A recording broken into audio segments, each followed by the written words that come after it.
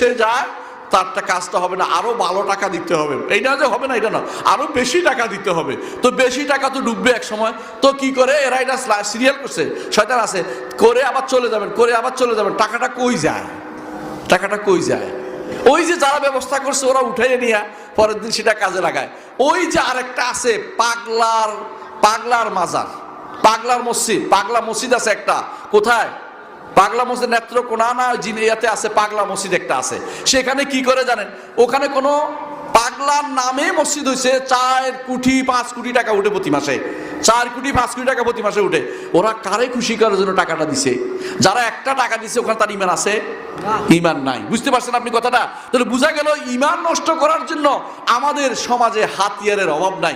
এর মধ্যে যারা এই নষ্ট করছে বেশিরভাগ হচ্ছে কারা? সুফিরা। সুফিরা মানুষের ইমান নিয়ে সিনেমিনে খেলতেছে। সুফিবাদ হচ্ছে মানুষের ইমানকে ধ্বংস করার একটি